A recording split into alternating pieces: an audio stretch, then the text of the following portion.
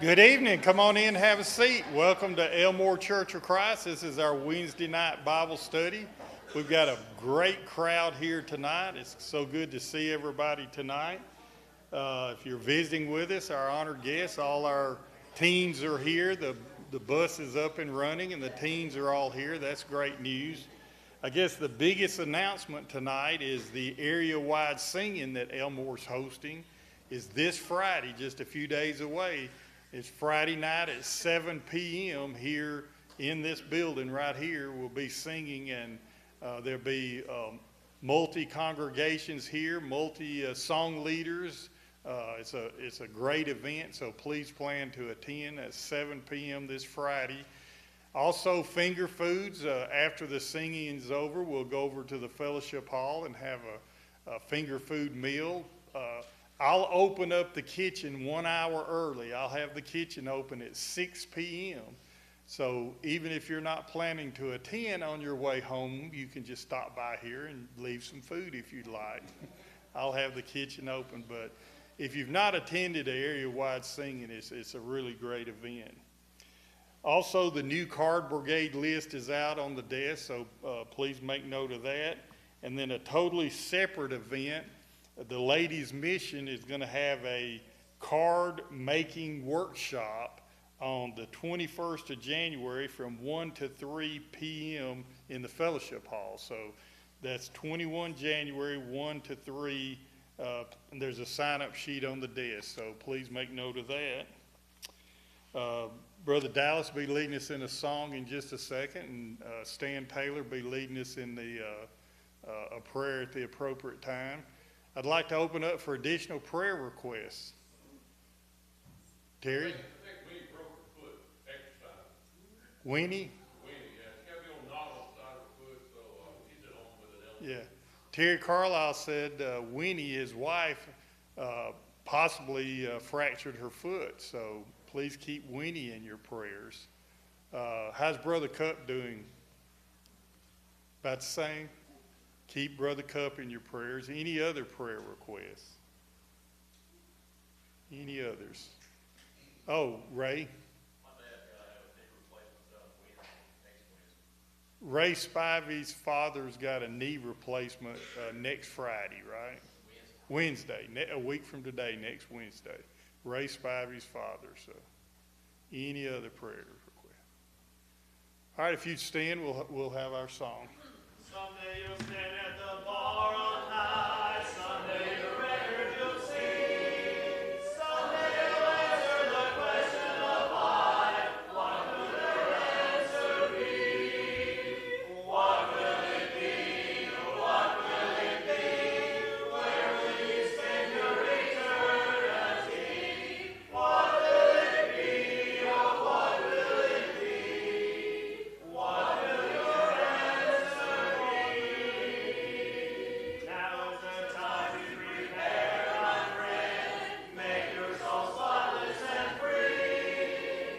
Washed in the blood of the crucified one, He will your answer be. What will it be? What will it be? Where will you spend your eternity? What will it be? Oh, what will it be? What will your answer be?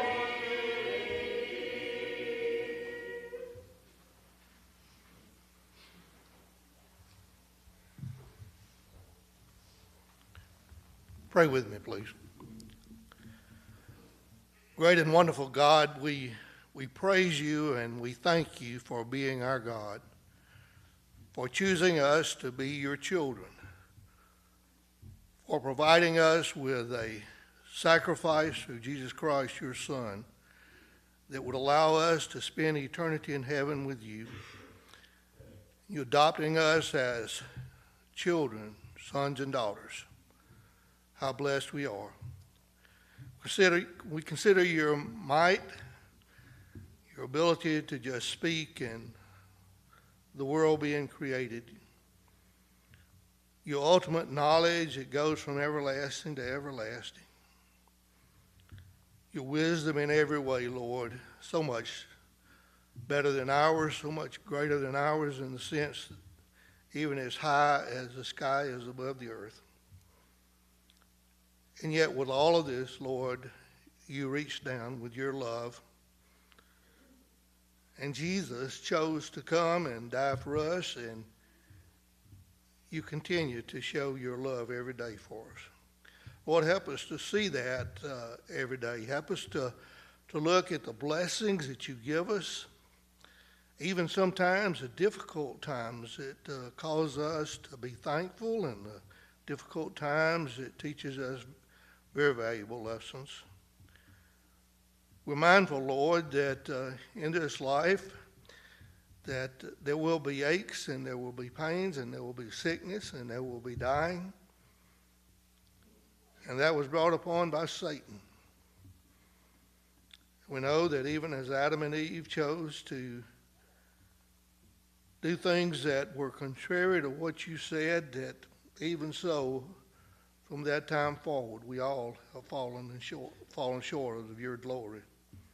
And we've all sinned. Help us, Lord, to be forgiving and merciful toward other people. Know sometimes, Lord, we look and we fail to recognize just how much mercy you've shown toward us. We fail to show the mercy and kindness to others, Lord, and forgive us when we do, and help us to do better with that. Help us to continue to remind ourselves and each other that above all things, our responsibility upon this earth is to seek and save the lost, even as Jesus Christ came to do that. We are to be imitators of him.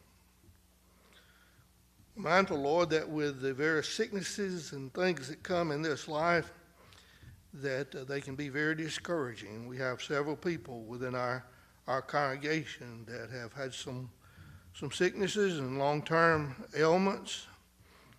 Just recently we have Winnie that has fallen, possibly having a broken foot or ankle. And Lord, we just pray best for her. But we know, Lord, that we have those such as Brother Cup, such a faithful member, such a faithful gospel preacher for all of these years. And Lord, we know that his time with sickness and not being able to do the things that he would like to do, it's more than just the sickness, Lord. It's oftentimes the knowing that he's not able to do those things, and he desires to do them so much. We have so many others, Lord, Kay and Shelton, and Ken and Maureen, and Sonny and Becky, and so many others, Lord, within this very congregation that they desire to do more, they desire to be active, and they desire to be here, but their health just not will allow them to do that. We know, Lord, that the days of our life here are a few days, and they're full of trouble. And this is not our eternal home. This is not our permanent home. We're simply travelers. Help us to remember that, Lord, and not allow these discouragements to cause us to be discouraged. But Lord, we just pray that we'll continue to push forward and we'll be faithful unto death so that we can enjoy that wonderful home in heaven. Lord, we're mindful again of certain others that be having surgery coming up. We know that we have Ray's dad that will be having some surgery, and we just pray for him and others that we may not be aware of. Know, Lord, that there have been several from this very congregation lately that have had tests that have shown good results. And we want to praise you and thank you for those things as well. Lord, we're so blessed this evening to have a great group of young people that come and take part in our worship here. And Lord, you know that we love each one of them, and they just mean so much to this congregation. And Help us, Lord, to be a light to them so that they might be able to see Jesus, and that in seeing him, they will learn to serve him and have a better life, because that life through Jesus is by far the best life that could be. Thank you for allowing us to live in a nation such as we have, where we make choices and where we have freedoms that just are not had in other places. But help us to use that freedom, Lord. Help us use it in the way that we should. And to remember that with all the blessings that we have come responsibilities also, Lord. Help us to use them wisely. Lord, we pray that you would be with this upcoming singing Friday night. Pray that it will be such that it is an encouragement to all, and a good time to be able to interact with other congregations, Lord, and pray for safety of people when they travel back and forth. And we just pray for a good time with that, Lord. Guide us this evening. Be with each teacher, that they'll be able to say the things they need to say. And be with each of us as listeners, that we will hear and listen in a way so that we desire to respond in whatever we may need to do to be better. Help us to do that and share what we learn. Thank you in Jesus' name. Amen.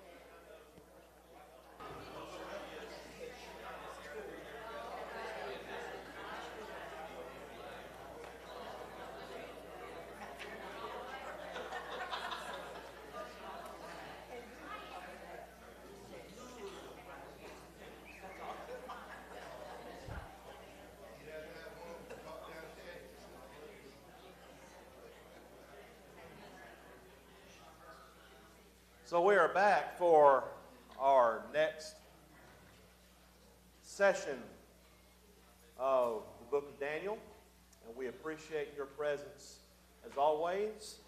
And tonight we're going to be not going in chapter order. We're going to be going in the actual chronological order of the book of Daniel. We are in Daniel 7.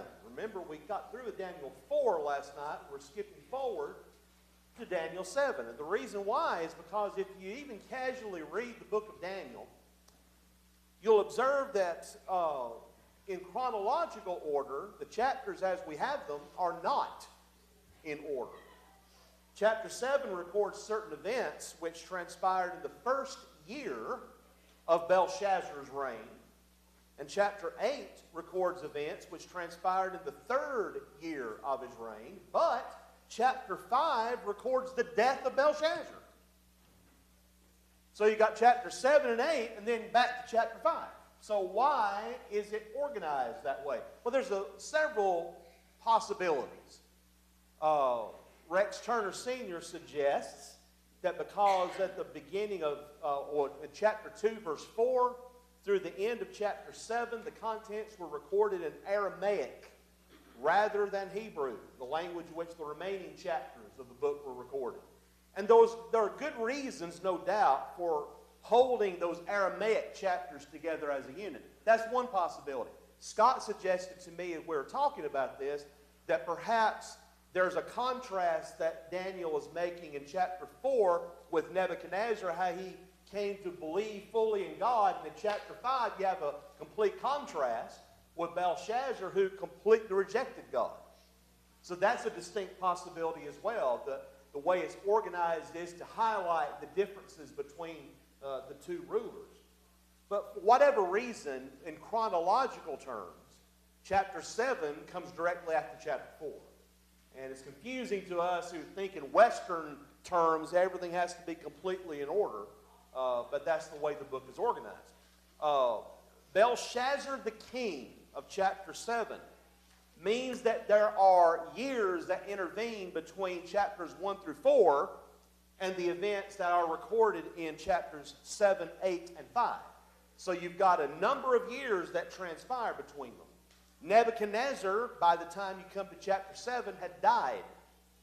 And his son, evil Merodach, remember as Abel Marduk is actually how his name is pronounced, he had ascended the throne. In turn, he brought Jehoiachin out of prison, set his throne above the throne of the other kings in Babylon. And as we've already observed in this class last week, the prophet Jeremiah records this in Jeremiah 52.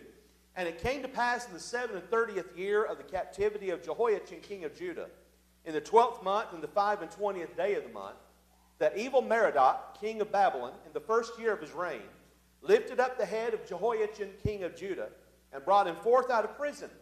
And he spake kindly to him, and set his throne above the throne of the kings that were with him in Babylon, and changed his prison garments. And Jehoiachin did eat bread before him continually all the days of his life. And for his allowance, there was a continual allowance given him by the king of Babylon, every day a portion, until the day of his death. All the days of his life. That's Jeremiah 52, 31 through 34. That's Nebuchadnezzar's son bringing Jehoiachin out of prison where he'd been all those years and putting him in an exalted position. Now, why do you suppose he did that? Because Nebuchadnezzar, his influence after he became a believer in the one true God. Now, concerning the death of Nebuchadnezzar, Josephus, the Jewish historian, quoted from about Berosus' third book as follows, quote, Nebuchadnezzar, after he had begun to build the aforementioned wall, fell sick and departed this life when he had reigned 43 years, whereupon his son evil Merodach obtained the kingdom. He governed public affairs after an illegal and impure manner. Brother Turner says one could wonder if the favors which he showed the Jews were counted as being those illegal violations. And had a plot against him by Nerglisser, his sister's husband, and was slain by him. We had reigned but 2 years. That's evil Merodach was killed on the throne. After he was slain, Nerglisser, the person who plotted against him, succeeded him in the kingdom and reigned 4 years. And his son Labarosorchad, say that 3 times fast, obtained the kingdom, though he was but a child, and kept it 9 months. But by reason of the very ill temper and ill practices he exhibited to the world, a plot was laid against him also by his friends. Some friends, huh? And he was tormented to death. After his death, the conspirators got together, and by common consent put the crown upon the head of Nabonidus, a man of Babylon, and one who belonged to that insurrection. He was part of the plot, in other words. But when he was come to the 17th year of his reign, Cyrus came out of Persia with a great army. So, Brother Turner then says, the succession of the kings of Babylon, beginning with Nebuchadnezzar, would be Nebuchadnezzar for 43 years, evil Merodach 2 years, Nerglisser 4 years, Labarosorchad 1 year, and Nabonidus 16 years. A total period of 66 years. So after the death of Nebuchadnezzar and up to the point of chapter 7, you've got 20 to 23 years that have intervened. A lengthy period of time. So we come to chapter 7, verse 1, and it says, in the first year of Belshazzar, king of Babylon. The liberals rise up, point of order. Hold on, hold on. He's not the king. No, no, no. The Bible's wrong. Another one of the many historical inaccuracies of the book of Daniel, the theological liberals will say. But the fact is, Belshazzar was a co-regent along with his father Nabonidus. But Daniel was not in the least inaccurate when he referred to Belshazzar as king. Wiseman, a scholar, reports this as follows. Nebuchadnezzar was succeeded by a period of family strife in which his son evil Merodach 2 years, son-in-law Nerglisser 4 years, were followed by another son, Marduk, who is recognized as king only 2 months, May, June 556 BC, in part of Babylonia. Nabonidus being supported by other cities to be accepted as sole ruler by the end of June of that year. 2 years later, he entrusted the rule of Babylon to his son Belshazzar, whom he had made co-regent. He himself moved to Haran, where restoration work on the temple of the moon god Sin was begun after it's ruined by the Medes, as indicated to him in a dream, he says. From there, he moved south to attack Edom and the Sheikh of Telma in northwest Arabia, who was killed. Various theories have been put forward to explain the 10 years he spent in this area. So in other words, Nabonidus was spending his time away from the city. And so he entrusted the day-to-day affairs of the kingdom to his son Belshazzar, who for all intents and purposes was king. He was co-regent along with his father. And the summation of this is simply, Nabonidus entrusted the rule of Babylon into his son's hands. Nabonidus moved to Haran, assisted in the restoration of the temple of the moon god Sin. He did take up residence in Edom for a time, and so he was away from Babylon for about 10 years. The first year of Belshazzar, as reported here in chapter 7, verse 1, would have been the 3rd year of the reign of his father Nabonidus. So in his 3rd year, Nabonidus brings in his son to become, for all intents and purposes, king with him, co-regent.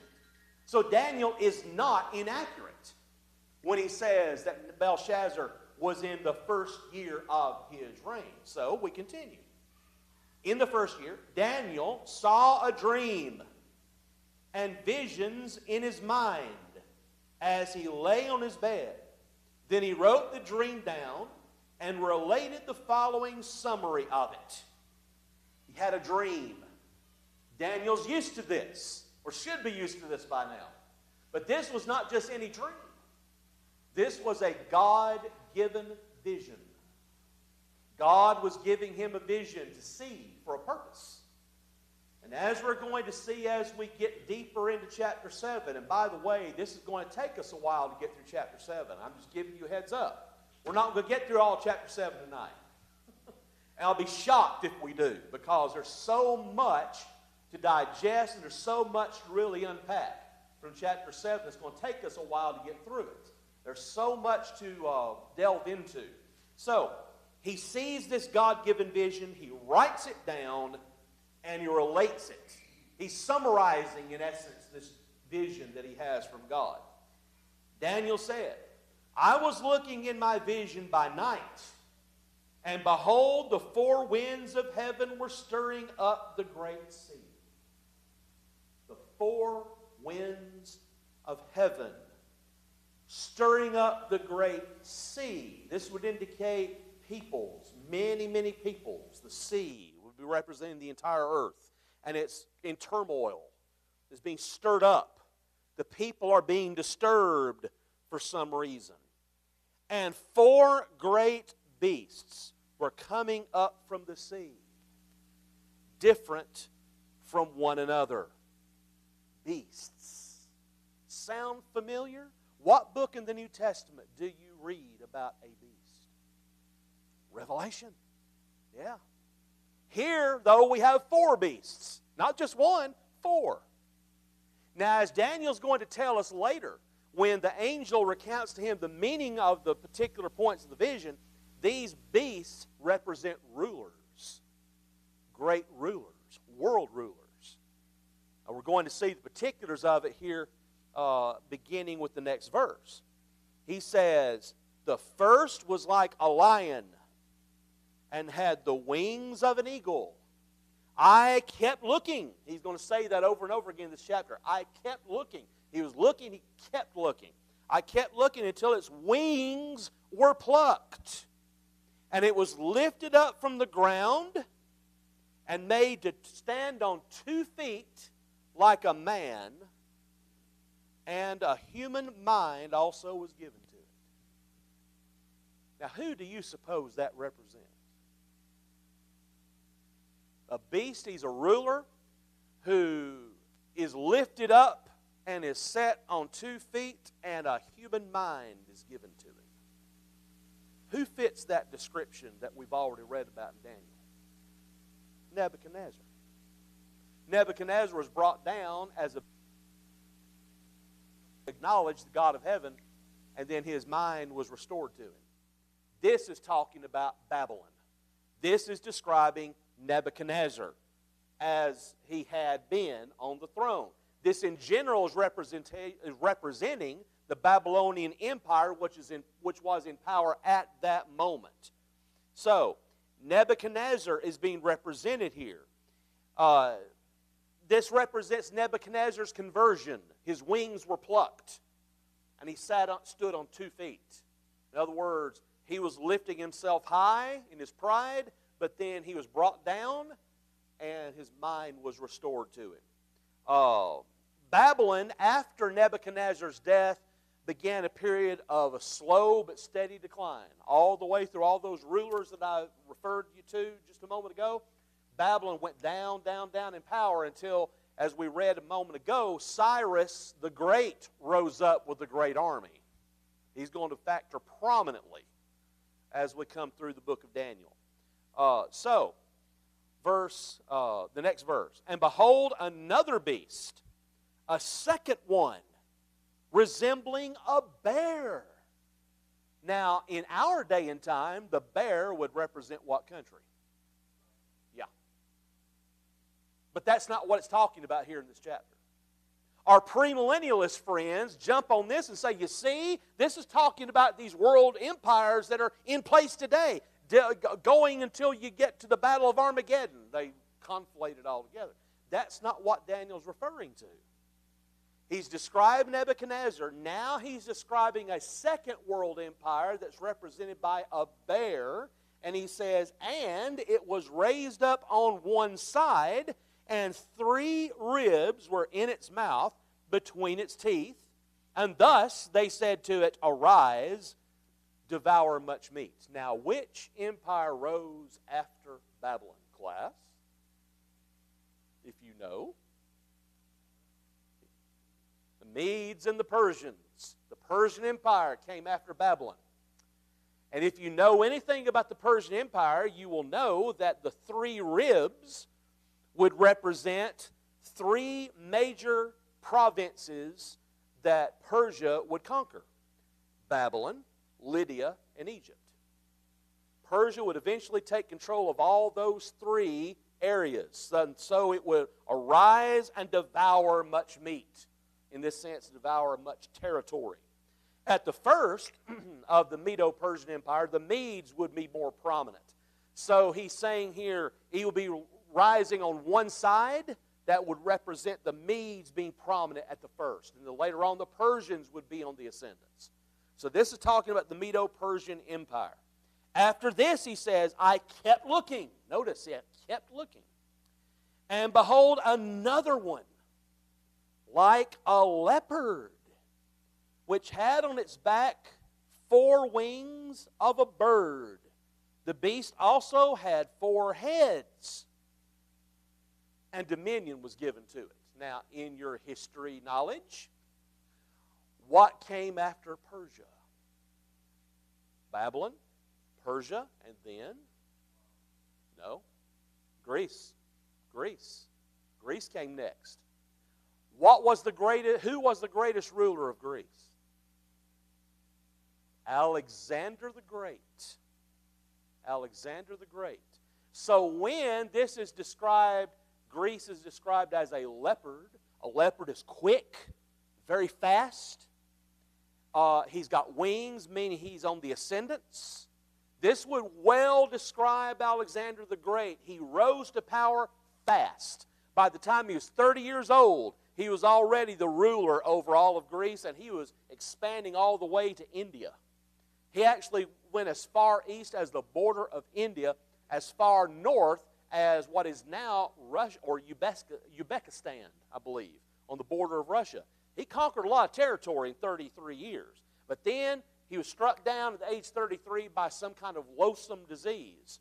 And then the empire was divided among his 4 generals. Notice the 4 heads. This would indicate the empire would be divided between the 4 generals. This is a history lesson that Daniel's being shown in this vision by the Lord. And so notice that the way he describes him here is a fast rise of Alexander the Great, because he's a leopard, he's quick, he's on the ascendance, and then he has 4 heads, indicating his empire be divided equally among 4 individuals, in this case the generals of Greece. Yes?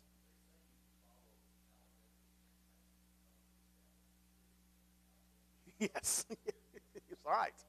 Alexandria, Egypt being the most prominent of all, that's where the Septuagint was, or the Septuagint translation of the Old Testament was made. The 70 scholars got together and translated the Hebrew Scriptures into Greek. Alexandria had the world's greatest library at one point. Alexander the Great caused that city to be erected. He was something else. I mean, he lived a very short life, but accomplished a lot in his life as a world ruler.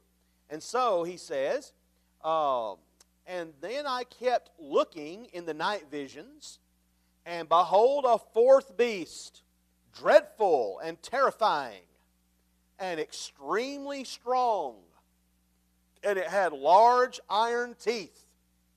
It devoured and crushed and trampled down the remainder with his feet. And it was different from all the beasts that were before it. And it had 10 horns. What empire followed Greece? Exactly.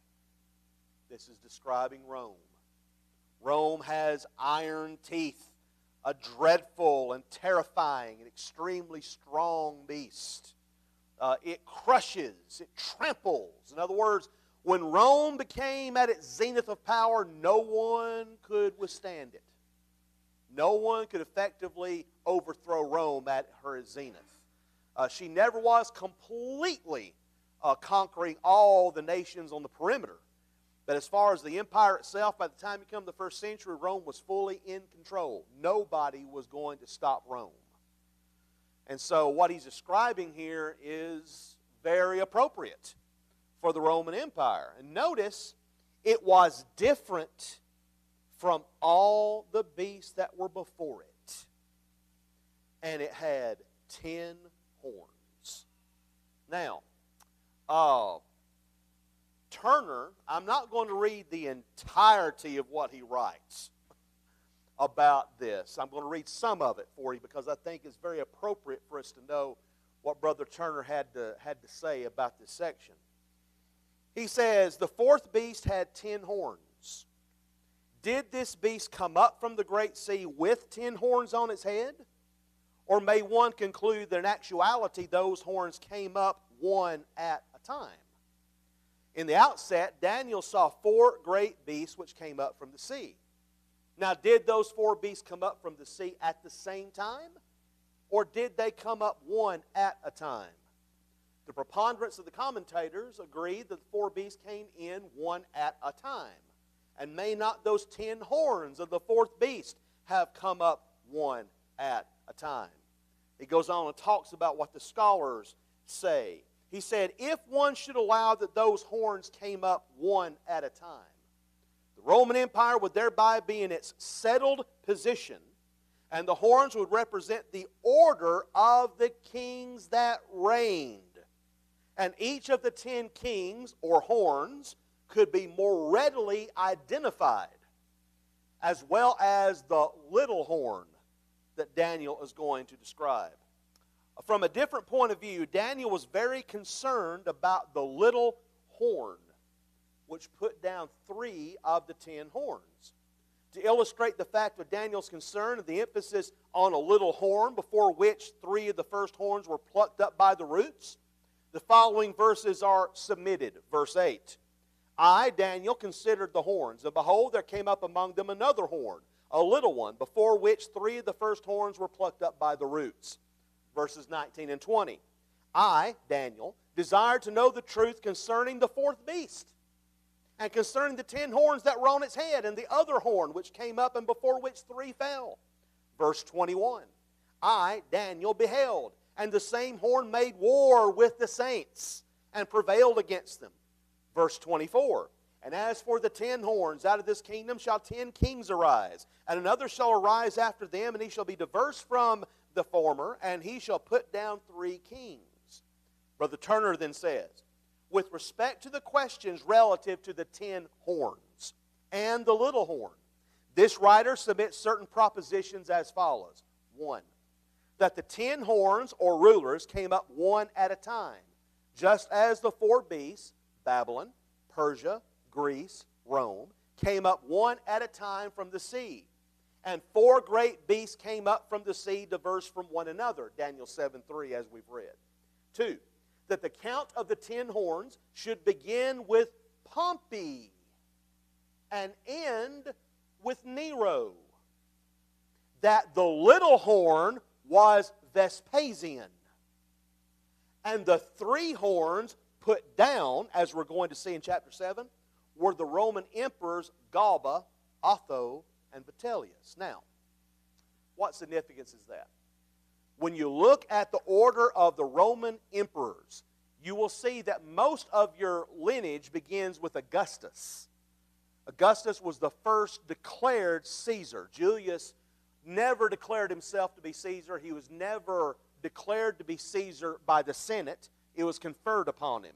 Augustus, though, had it conferred on him by the Senate. So most of your historical listings of the Caesars begin with Augustus. But here, what Daniel is describing is emphasizing these 3 little horns, these 3 horns that is put down by a little horn. Time-wise, that can only fit with Vespasian coming back from Jerusalem to Rome, where he had been besieging Jerusalem. He is called back to Rome because a great civil war broke out. It looks like the empire is going to be falling because everything's in chaos. Vespasian comes back to the city, leaves Titus in charge of the siege of Jerusalem, and then he completely gets everything under control. Puts down Otho, Vitellius, Galba and Vitellius, and then he himself becomes Caesar. So this, to me, what Brother Turner is suggesting fits perfectly. So what he's describing here is the transpiring of events that take place. And I'm not going to read, like I say, all of what Brother Turner has to say because it's a very lengthy section. But I will read some more to you and make some comments. He says, an overview on the Roman Empire by professional historians is pertinent for this study, or at least for the propositions submitted, of how that solution to the problem of the little horn and the 3 horns that were put down by that little horn lies with the Roman rulers beginning with Pompey. The basic overview necessarily includes the following. Number 1, in 275 BC, Rome had gained control of all of Italy. 2, in 218 BC, Hannibal crossed the Alps and severely defeated the Roman armies and remained until 203 BC. Number 3, in 201 BC, Carthage became an ally of Rome. Number 4, in 133 BC, the king of Pergamum bequeathed his kingdom to the Roman people. 5, in 107 to 100 BC, a popular dictatorship under Marcus was followed by a conservative reaction under Sulla. 6, in 100 BC, after Sulla's death, the republic was rent by conflicts among generals. 7, in 63 BC, there emerged the first triumvirate consisting of Pompey, Caesar, and Crassus. He says, now the point of this recitation is that prior to 63 BC, Rome was no world power by any stretch of the imagination. All historians agree with that. But under Pompey, Rome succeeded to the position of a world power. The 2 iron legs of Daniel's prophecy in Daniel 2, remember that great image and the iron legs, projected a long-standing division between the Roman Senate on the one hand and the popular party on the other. In short, the government of Rome underwent a transition from a republic to a military dictatorship, with Pompey first Julius Caesar, second. Two very popular military generals, each of whom possessed tremendous popular powers and served as the catalyst for the transition of Rome from a republic to a military dictatorship. By the time you come to Julius Caesar, you've got the military in control. The Senate is there still, and it has its own powers, but it's nowhere near as powerful as it was during the years of the Republic. So what Daniel is describing here is the intricacies of the development of the situation that would take place in the first century. Brother Turner goes on to make his case for Pompey being the one that everything should begin with, and then he says this: now, does someone ask, what relevance is this information on Pompey with respect to the study of Daniel chapter 7? Maybe you're thinking about that. Well, one observation is certain, he says. Prior to the era of Pompey, Rome was not, in fact, could not have been characterized as the fourth worldwide fearful beast that Daniel describes. Notice, he said it's terrible, powerful, with great iron teeth that stamp the residue of the earth. Before Pompey, you could not have said that about Rome by any stretch of the imagination. A second observation is worthy of full consideration. Namely, there is the distinct possibility that Pompey was the first of the 10 horns of that terrible beast of Daniel 7. And thus the following order: Pompey, 63 BC. Julius Caesar, 47 to 44 BC. Augustus Caesar, 27 BC to AD 14. Tiberius Caesar, AD 14 to 37. Caligula, AD 37 to 41. Claudius Caesar, AD 41 to 54. Nero Caesar, AD 54 to 68. Galba, AD 68 to 69. Otho, AD 69. Vitellius, AD 69. That's 10. 10 rulers described by Daniel. If such an arrangement can be justified, and I think it can, the 11th ruler described by Daniel is Vespasian, who ruled from 69 to 79 AD. Now, let me pause here for a moment and ask if there's any comments, questions, or snide remarks.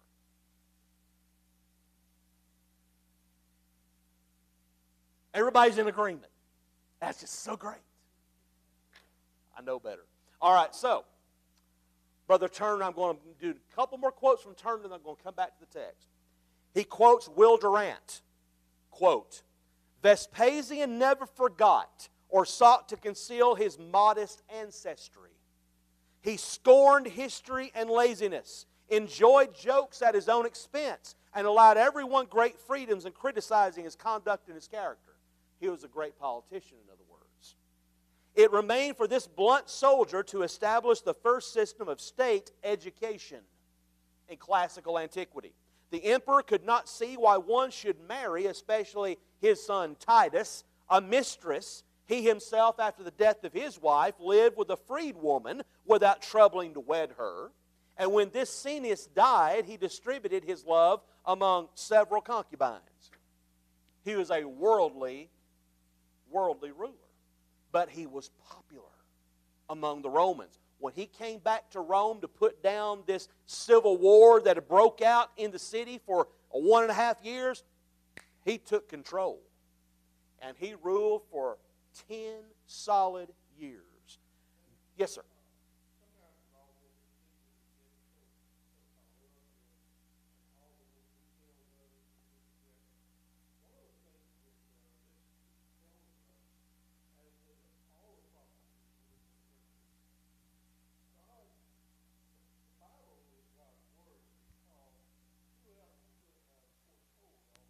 Right. Yeah.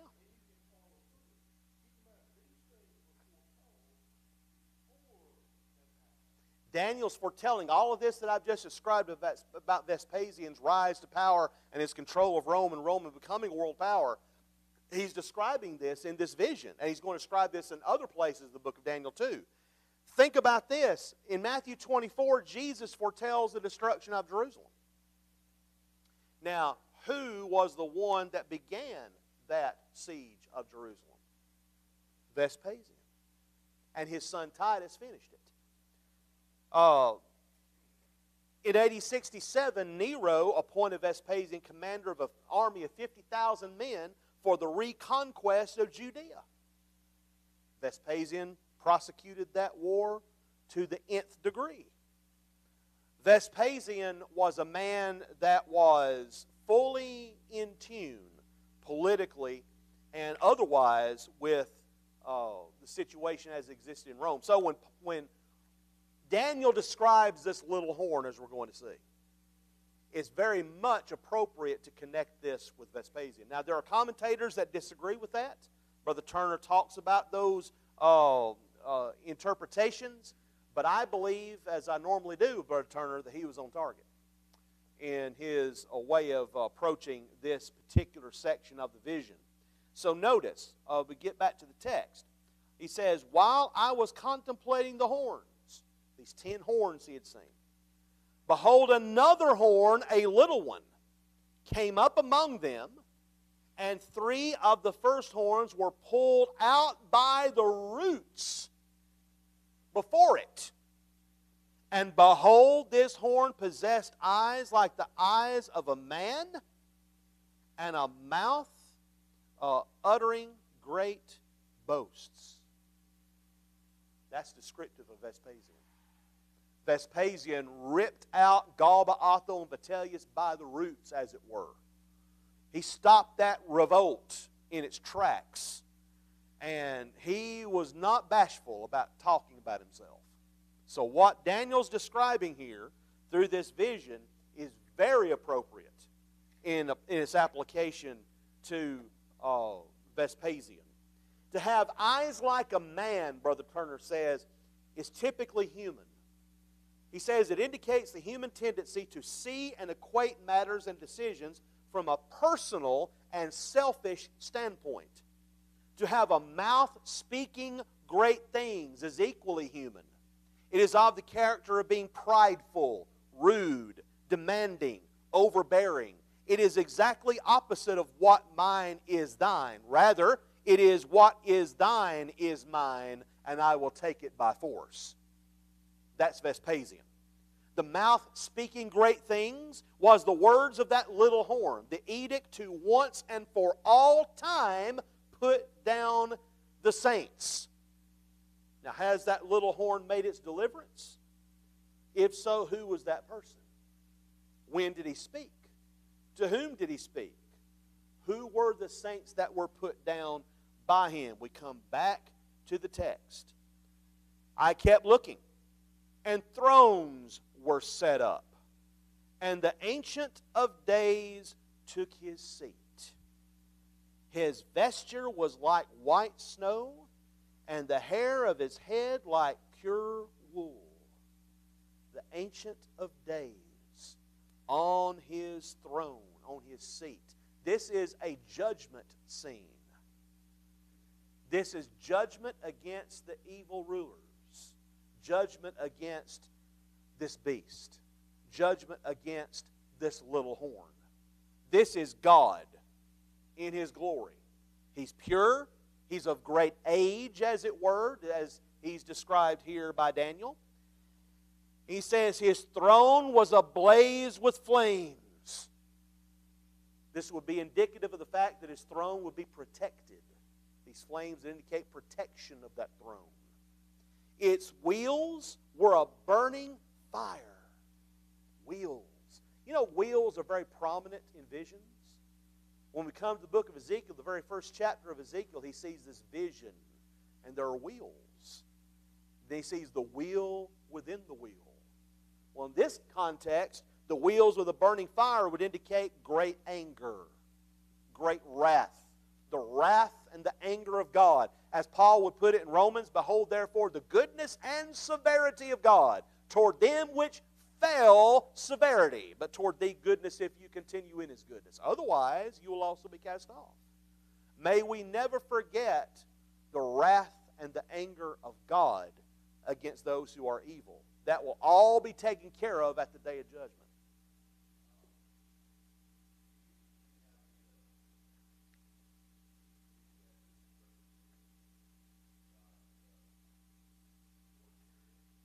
Yes. Yes. Absolutely. Yes. Yes. Divine war chariot. Just like Pharaoh had his war chariot that he would prosecute battles, God has his war chariot. And it's completely overwhelming to behold. And this is what's being described. This is God's wrath, His anger against all those evil rulers and all those evil nations that have risen up, particularly in this context against Rome, because Rome is going to make war against the saints. Not only talking about the Jewish saints, which Rome warred against them constantly, as far as trying to put down rebellions and suppressing them. It culminated in the destruction of Masada, destruction of Jerusalem, of course.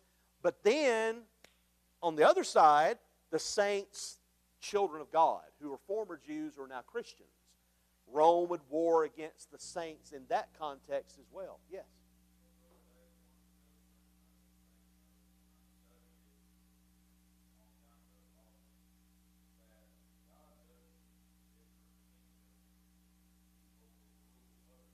Yes.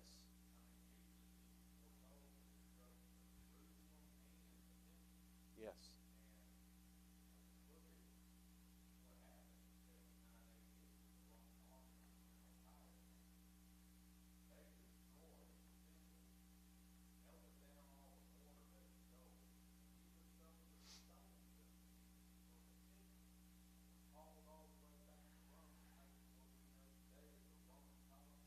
Right.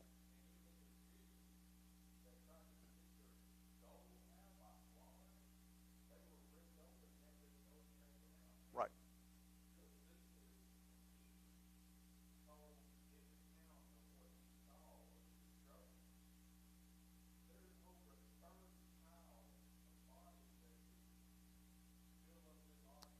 Yes.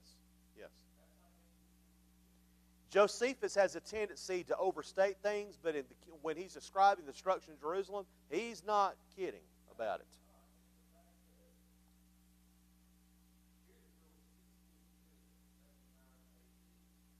Well, 70 A.D. He said, yeah. Yeah. Yeah. Yeah. And thing is, Rome is going to be punished for what she does to the Jews and what she does to Christians. And that's exactly what Daniel's describing when he sees this vision here. Yes, sir.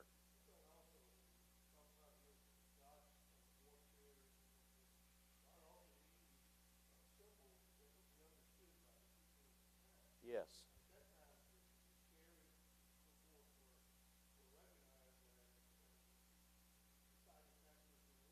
That's right. It'd be interesting. Air Force One? I don't know. It's imagery that we can identify with. In this case, that the people can identify with who read this book. So he then says, a river of fire was flowing and coming out from before him. Again, that indicates protection. This river indicates protection. Thousands upon thousands were attending him, and myriads upon myriads were standing before him. Who are these thousands upon thousands and myriads upon myriads? Angels. These are angels, the angelic host. When Jesus says he could call 10 legions of angels, you know how many angels that is? About 70,000 with a snap of his fingers. And this is thousands upon thousands and myriads upon myriads. That's an unbelievable scene to see. One angel could do a lot of damage. Tens and tens of thousands? Man, no one can withstand that. The court sat, and the books were opened. Where do you hear that in the New Testament? Revelation 20:11 through 15. I saw, and the books were opened, And another book was opened, which is the book of life. And the dead were judged out of the things written in the books, according to their works. Here we see the throne, the court sat. This is a judicial scene. The great judge of heaven and earth is seated. And the books were opened. So you come to Psalms 96. I want to go over to Psalm 96 quickly, verses 11 through 13. If I can get there quick enough. Psalm 96, 10, or 11, I should say, 11 through 13. Let the heavens be glad, and let the earth rejoice. Let the sea roar on all it contains. Let the field exult and all that is in it. Then all the trees of the forest will sing for joy before the Lord. For He is coming. For He is coming to judge the earth. He will judge the world in righteousness and the peoples in His faithfulness. This is what's being described. This scene is being described right here. The court sat and the books were opened. That's how it's exactly going to be at the end of time when John sees his vision on Patmos in Revelation 20, 11 through 15. He's seeing what's going to take place at the end of time. In this context, it's judgment against Rome in particular. It's going to be judged. It's going to come down. It's going to be brought down by God. It's going to be no more, as we're going to see.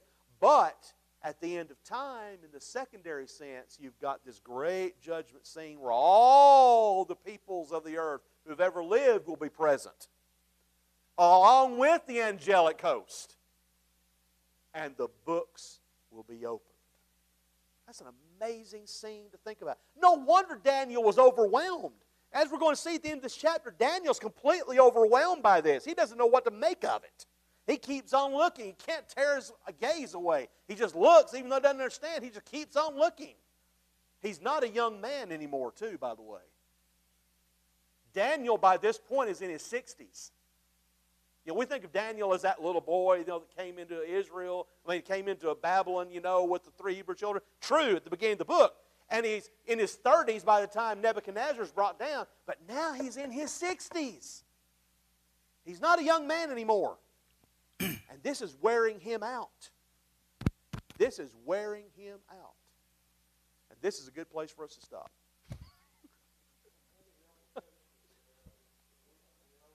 Yeah. That's right.